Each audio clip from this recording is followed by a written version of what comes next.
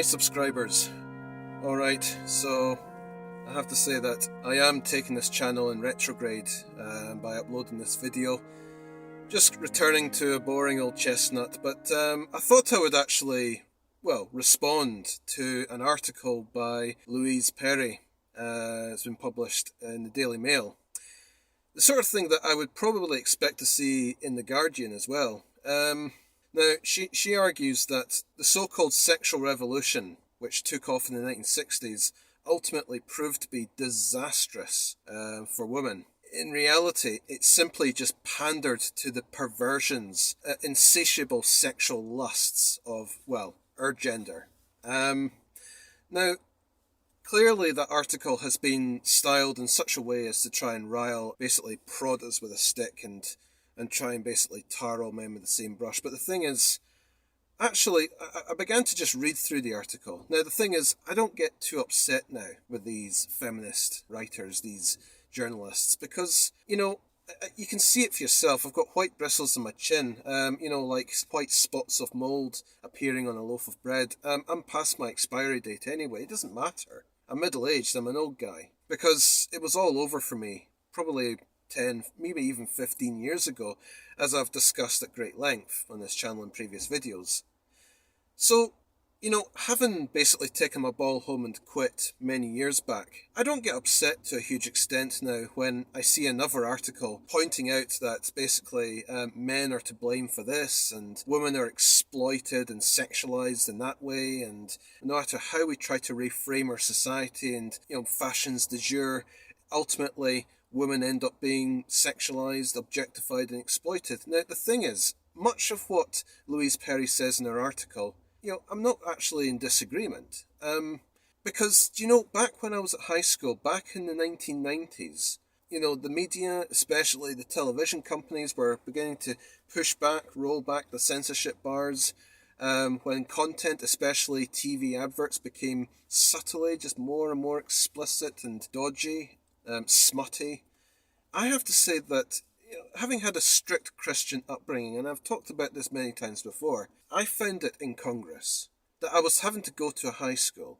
Occasionally, I'd switch on the television, we called it television back then, and accidentally I was exposed to material, even during the middle of the day, which was becoming increasingly risque and smutty.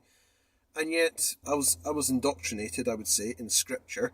But, I read through both the Old and New Testaments, and, in many ways it seemed to make a lot of sense. And the thing is, I warned people. When I was at high school, I warned people. I warned all these girls who were laughing and who were teasing. And the thing is, as I was going through my adolescence, I noticed that the girls increasingly were flirting. They were becoming increasingly sluttish. And yet they were doing this to catch guys' attention. But the whole time, I was just persona non grata. Now that's one little rebuttal I want to make in response to Louise Perry is not all men were getting in on this big, huge sexual revolution orgy thing, okay? Because there were a lot of us, especially a lot of my subscribers, who were not invited. Even when my friends now, the few friends that I had at school, none of my friends at high school were in any way interested in that sort of thing anyway. We were all kind of geeky, we were on the fringe. I think in turn, the girls, they kind of quietly, mentally wrote us off. But the thing is, I was written off all throughout school. And then when I left high school, I thought that my life would change. I thought by going to university that I would meet somebody. But again, no, same thing. Same thing happened. Nothing happened. Not one girl was ever pleased to see me. Not one of them genuinely approached me and said hi. And obviously, looking back now and having done a lot of reading in recent years, I know that the reason for that was because I wasn't surrounded by a big posse of mates. I wasn't highly, visibly, externally successful. I just wasn't eligible. And the thing is, I think what Louise Perry is overlooking is, yes, there were some men who were exploitative, who were predatory, who took advantage in the context of that I have to say that the Cultural Revolution, which was probably at least as damaging in some ways as, for example, the Chinese Communist Cultural Revolution was. I mean, I've been recently reading a book about the history of China and India called The Dragon and the Elephant. Reading about the horrific mass socio-economic experiments which were conducted in India and China from about the 1950s to 1980s. Immense damage. So polarizing, and it just tore communities apart to the point where children were ratting on their parents in Mao Zedong's communist China. India, I mean, it wasn't quite that extreme, but I mean, the thing is, you do get cultural motifs and revolutions. Just an inception of a completely radical new fashion, which just drives people insane. People just lose their minds. They're like sheep. They're so impressionable and docile. Young people, teenage girls especially. Now, I am not for one split second slut shaming, and I'm not just going to pin all the blame upon women and girls. Of course not. But there's a few things which Louise Perry, like a lot of these journalists, are overlooking, and that is, number one, I mean, many of you subscribers, and I included, we were not invited to that party.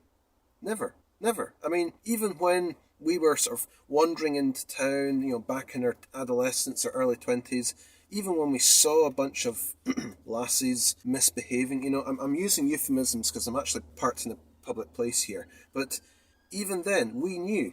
I mean, you knew perfectly well. I didn't have to have it explained to me that I was not welcome. And many of you subscribers, and I certainly, we never misbehaved. We never actively tried to prey upon girls and women. We never misbehaved. We never talked dirty, tried to chat them up, stalk them, felt them up, or anything like that. We have never done anything like that at all. And the thing is, I mean, I think Louise Perry, she mentioned it herself. 9 out of 10 men are not sexual predators. The vast majority of men do not behave in that way.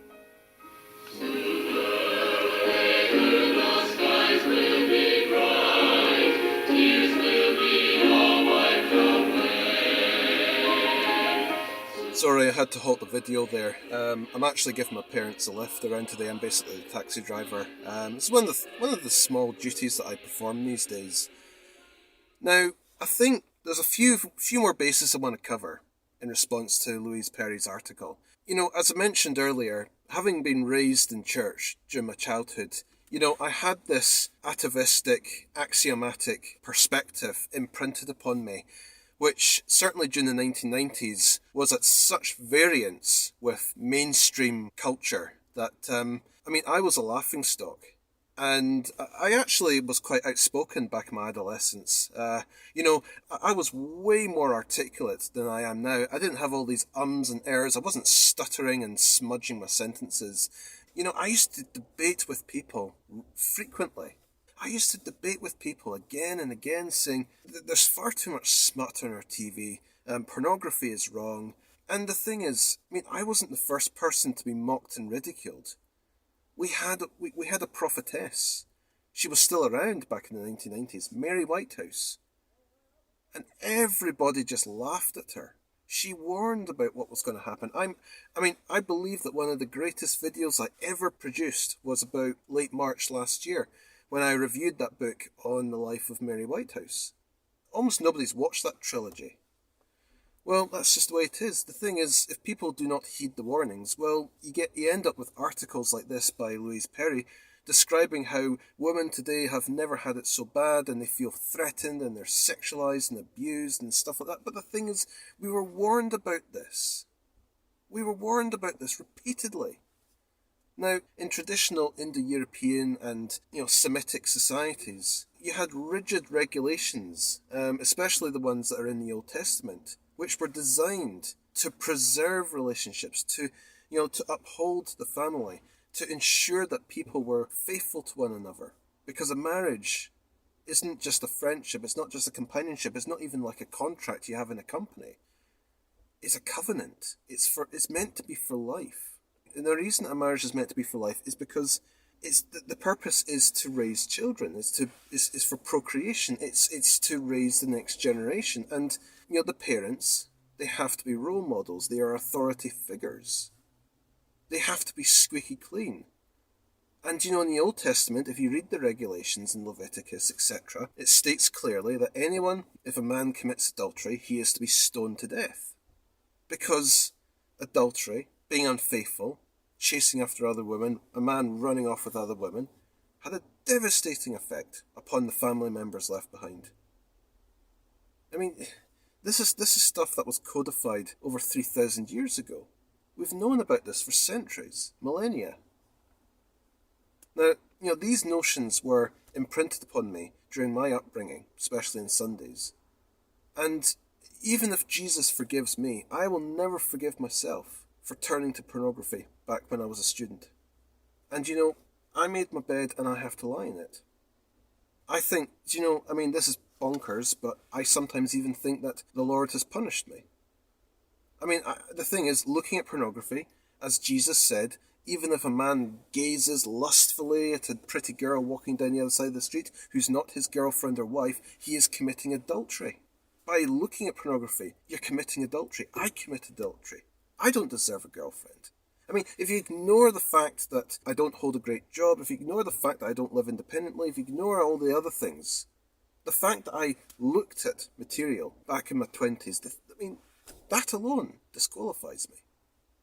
But you see, perhaps even nowadays, I'm sure a lot of girls and women would laugh at me just for expressing that opinion. And back in the 1990s, when I expressed disapproval about anything smutty, people just laughed. The teachers laughed. My school teachers, they made smutty innuendos and sex jokes, and they said these things in front of the class. The things that I heard and saw back at high school. Today, these teachers, they'd lose their jobs. Another thing I want to say as well. In traditional societies, ideally, a woman was protected by a man in her family her whole life. During her childhood, she was protected by her father, or maybe by her brothers. When she was married, she was protected by her husband, and when she became a widow, she was protected by her sons, or maybe nephews. Women were always protected in traditional societies, but they also had to dress modestly. It's a quid pro quo. It's a covenant thing. There are certain things that are expected of men, and there are certain things that are expected of women. Because we've never lived in a kid-glove society. If I wore a bright, loud pink skirt and strutted around East End Glasgow, I'd be killed, or even worse. It just stands to reason. But yes, she's saying that, there's a plethora, the ubiquity of pornography on the internet. Well, the thing is, the smartest guy in my year at high school, a guy called Alex Godwin, he's the one person who went to Oxford University from my school. He warned back in the year 1995, before I had even personally encountered it, he warned that if the internet was released from the office into the home, it would unleash a can of worms. Even back then, primitive though it was, the internet absolutely abounded with. There was a surfeit of foul material. I'm talking about nearly 30 years ago.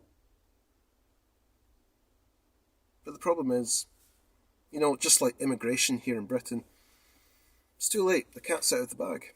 The cat's out of the bag, you can't do anything about it. You can't put the toothpaste back in the tube. But I think Louise Perry, I think the main argument I'm projecting here, before I finish off, is just to say that she totally forgets as well that not all men are pervs. And, there's a large proportion of men, I included, many of my subscribers as well, who never received any positive inviting attention from girls and women. We were never invited. And we have not misbehaved, in real life that is, towards any real people. And it's not just because we've been left out. It was Jim Standridge, another controversial American pastor, who said, obedience is of the law. Submission, exercising moral restraint, is of the spirit, is of the soul, the conscience. You see, the police and the state, they can't do everything. Even Mao Zedong finally learned that lesson the hard way. I think that's probably everything I need to say. An interesting article, designed to obviously rile and irritate people, but, well, I've got better things to do with my life, and more important things to worry about. My parents and I were moving in the next few weeks. My cleaning contract's coming to a close, and I also need to get another job.